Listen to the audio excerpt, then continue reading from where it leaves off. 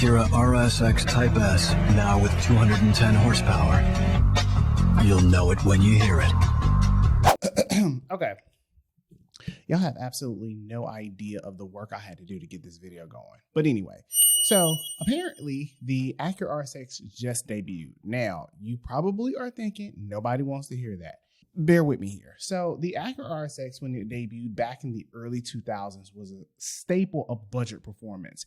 And the real problem that comes in with this is that Acura seems to be not hearing us. And when I thought about it, I got to thinking that I don't know if bullying really works, because Acura seems to prove us wrong. And in this video, I'm going to explain why.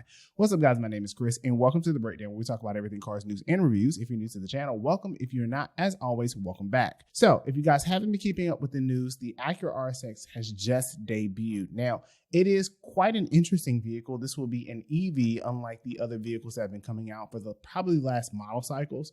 And given that the Acura TLX has just been discontinued, I find it very interesting that they would be releasing this. Now, my speculation is that this will be the counterpart to the Honda Zero.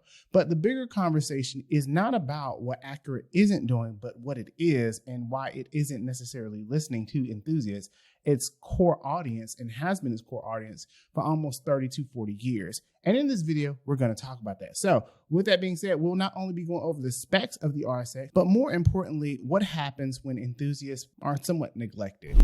And this won't necessarily be a negative video, but I think you guys will enjoy this. So with that being said, stick around and stay tuned, because you are now watching The Breakdown.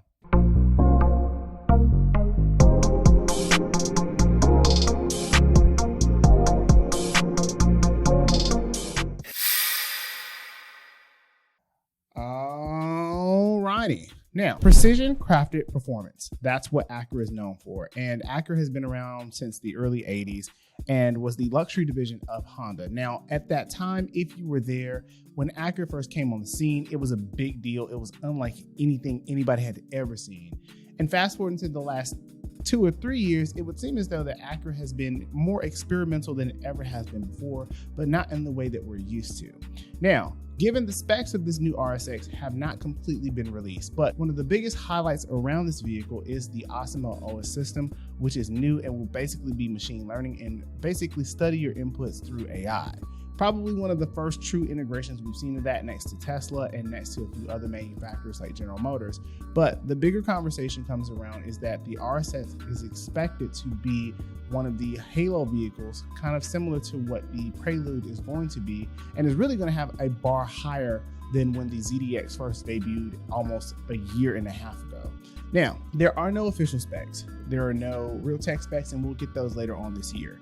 But I wanted to talk about this RSX because there has been a conversation around using old nameplates. Now, if you know me, you know I've talked about this for some time, that I hate when car companies reach back into their back pocket and say, look what I got your nose, and whip out a old nameplate for the sake of fanfare and nostalgia.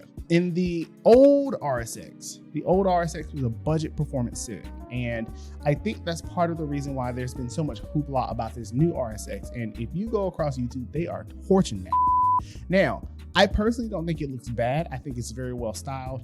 And I did a video a while back kind of explaining some of the other thoughts that I had, and I had concerns then. It's not the idea that it's an RSX under the way that they've designed it this way. It's that we have not disconnected our idea of what the RSX was, similar to what the ZDX came back as, and nobody really cared for that either. Now, the interesting thing is that Honda and Acura have done what I would like to think is cater to us as enthusiasts in a different way. So the RSX, as a lift back as it once was, originally it replaced the Integra. And so when it replaced the Integra, there was moans and groans back then, but we grew to love it. And so it became a cult classic. Now that the Integra has returned, there was moans and groans then too, go figure. Oh, brother, this guy stinks! And we have grown to love it. Now, given that there is the Integra and then there's the ADX as their entry-level compacts, both SUVs and hatchbacks alike, or liftbacks alike, I think it's fair to say that the RSX does not serve the same purpose. Given all of those things, I think the problem is bringing out the RSX nameplate for something that's entirely different than what it once was. Now, my theory is that the RSX and the Honda Zero concepts are supposed to be the new ventures for Honda and Acura, as of course we all know they have been refocusing their efforts to get back to more so hybrids. Both them and Toyota and Lexus both have said that they really prefer hybrids over anything. It's not that this is an EV. That's really not my gripe here. We're not okay, I'm gonna say something and I'm gonna say it in confidence, right? We as enthusiasts have not been wrong here. As crazy as that sounds, we have not been wrong. We have the Type R, we have the Type S Integra, and so we have our options, even though they're not entirely the options we like, even the Civic Si, and in some cases the Acura Integra with the main transmission. The real problem is that when you go from giving us performance with the nameplate to giving us efficiency and modern technology with the new nameplate, it creates a bit of disruption against the idea of what it currently is. And the reason why I said that bullying does not work is because we have been screaming at Honda for the last 15 years to give us exactly what we want.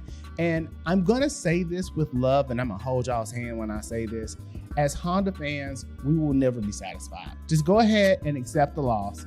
We're not gonna bully Honda and Acura into giving us exactly what we thought the RSX was. What we can do is reframe our thinking into walking to this new era of Honda and Acura. I will say that given that they have discontinued the TLX and given that the RSX is another crossover-esque model, and I say all those things to say that with the new RSX, it looks fantastic. I don't want to take away from that, and it has some amazing technology. But the fanfare component, I really think could have been left, and I would have loved for Honda and Acura to give it a different nameplate so that it doesn't have that negative stigma against enthusiasts, because now we don't even really believe it's the same thing. Imagine if they came back with the Legend and it looked nothing like we thought it would be. The amount of people complaining, moaning and groaning would be absolutely insane.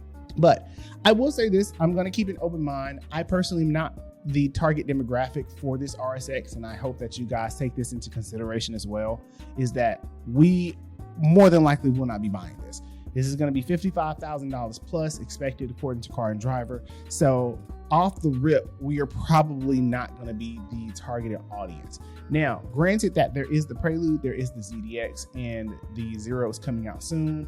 I do see where Honda is trying to push this new RSX out.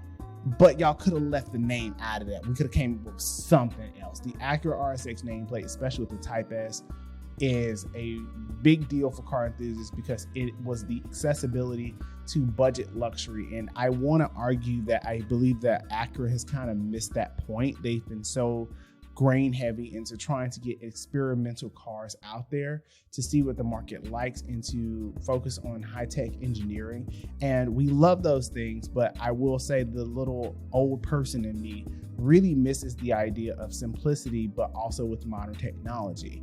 And so all of those things aside, we do not have full spec of what the RSX will look like.